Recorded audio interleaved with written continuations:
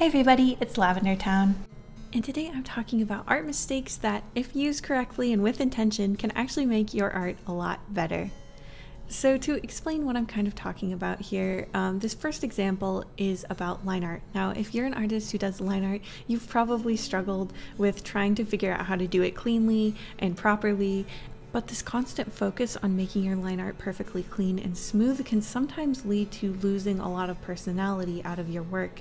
And so reintroducing some of those like hand-drawn elements, that little bit of scribbliness or little areas where the lines don't perfectly connect, if used intentionally and properly, can really make your drawings feel more alive and not become overly sterile or overly digital looking. This is something that's used to great effect in manga art a lot, and it's one of the things that gives it its like beautiful floaty kind of look. It's one of the main reasons that I feel like sometimes the anime doesn't capture the same beauty of the manga page, is because it has to be really smooth for animation, and it loses a lot of that like hand-drawn scratchy sort of look. So when you're doing your illustrations, try not to force yourself to make things perfectly smooth and perfectly connected all the time. This first inking that I'm doing is basically the way that I've learned to do it. This is with some unconnected lines. I'm adding in line weight by going over the line multiple times rather than just pressing down super hard.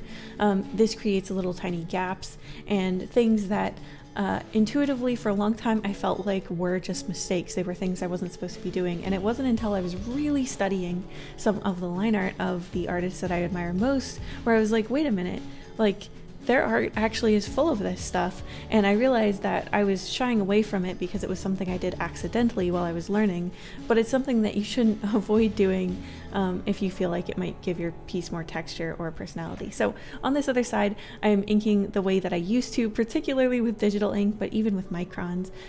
So I basically don't pick up my pen until I'm completely done with the line. And as you can see, it's very, it doesn't look bad necessarily. It's not bad, but there is something sort of sterile about it, and it doesn't end up feeling as impactful, at least to me. I also like in the bodice, you can see that it's supposed to be like a little ribbed, but on the other side, the side I'm working on now, you can see that the lines connect all the way down and you can see them all over the bodice. And that can give it more of a flat, unrealistic look, because in reality, you see textures based on shadows, and sometimes those shadows won't be there depending on the light source. So that's the first thing I wanted to discuss. The next thing I want to talk about, and this is such a controversial topic, especially on my channel, and this is the idea that sometimes like incorrect anatomy is actually better. Now, hold on, don't get the pitchforks. Obviously, learning anatomy is a critical step in going from a beginner to an intermediate artist. That is just true. I've done tons of life drawing classes in and out of art school, and they have added to my visual repertoire and my ability to draw considerably. So I'm not saying that anatomy is not important or not something that you should learn. However, I do think that once you're more in an intermediate stage, knowing when to stretch anatomy and break the rules a bit can really help you create better silhouettes and make your characters feel more alive. So here are two examples. This is of a girl kneeling and looking through the blinds very nervously. So the one on the right side that I'm working on now is incorrect anatomy. It just is. Her spine and her pelvis is basically too far away from her shoulders. She's been stretched out a little too far. And you can also see that the way that her head is propped up versus the tilt of her back, if you try to actually lean over and then raise your head that far, it's not possible. Your neck is just not that flexible typically, unless you're some kind of contortionist.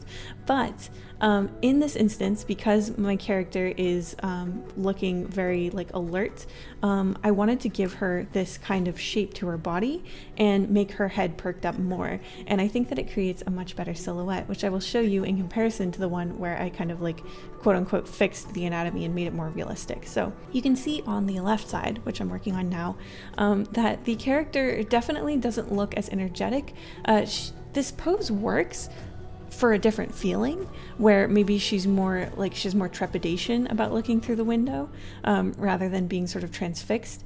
But by like shrinking her spine inward to be more realistic and keeping her head at an angle that would be easier to actually achieve if your back was down, as well as putting her hand right below her body weight to more realistically hold her weight, I find that there are less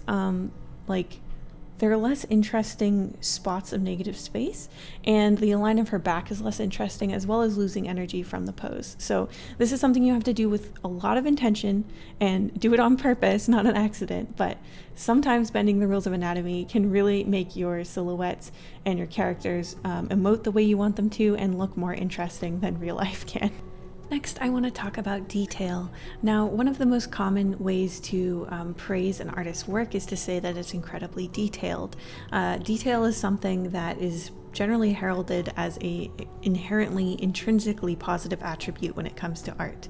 However, I do think that sometimes putting in too much detail, particularly in a prop or something that is appearing smaller than usual or farther away, can really hinder your ability to make a clear illustration. Now, sometimes it's an illustrator's intention to make something that is just filled to the brim with detail. Every single thing has tons and tons of care and attention to it, and if you look close at any object in it, it's going to be filled with little secrets and surprises, and I think that's fantastic. But sometimes you don't want to do that. Sometimes you really want to make sure that when someone looks at your art, they don't feel overwhelmed, their eyes know where to go, or perhaps you're trying to make sure that a detailed object is not actually distracting from, say, your character's face. So in those instances, I recommend taking something like, the prop you're designing and actually designing it in a simplified version, smaller, so that you actually know which details are you going to decide to drop. I also think that sometimes it's really, really helpful to drop details in your art that are just not serving it. So for example, a really basic example of this is like a lot of artists realize early on that if you draw every single tooth in a person's smile, typically they look absolutely terrifying unless you're quite good at realistic like borderline hyper-realistic art. The chances are their teeth are going to look like horrible little bits of corn in their mouth, and you're going to realize quickly that actually drawing those gaps, those lines between the teeth, is not necessary, and in fact it can really help to remove that detail. So that's another example where dropping detail can actually make your work a little better. So in this example, I was designing a prop for a story that I'm writing, and if you see it actually like shrunk down with all the same amount of detail, you can see that it becomes incredibly busy and it's kind of hard to see anything. Whereas in the one that I did on the bottom, just sort of like a quick sketched out version of how I would simplify it, basically I'm just removing certain things like some of the lines of like where the piece actually comes apart, some of the string on the inside, as well as actually making that like needle device at the side of it thicker, which you wouldn't think you would do that when it becomes smaller, but it's actually important that you do so that it's still visible to see that it has some kind of mass to it. So learning how to do this takes some time, but I highly recommend it, especially if you're doing something like an animation or a comic where you're going to have to show something at different sizes. All right, the next thing I want to talk about is scale, especially scale in character design. This is something I'm harped on in various different videos, but it still stands incredibly true. And this is another example of when things are actually less correct, they become more exciting. So when you're making a character, a lot of the times your gut reaction when you're figuring out like their height and their mass and everything is going to roughly be based on reality, or at least your style's version of reality.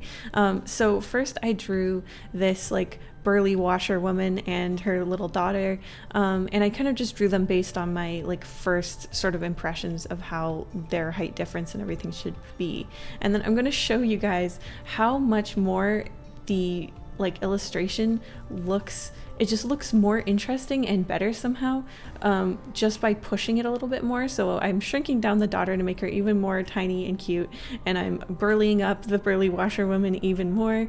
And I think that, I don't know, it just does something, like, especially when you're dealing with something cartoony, pushing the scale more and more can really make your drawings and your comic and everything, it really makes it more interesting looking and it looks more real somehow.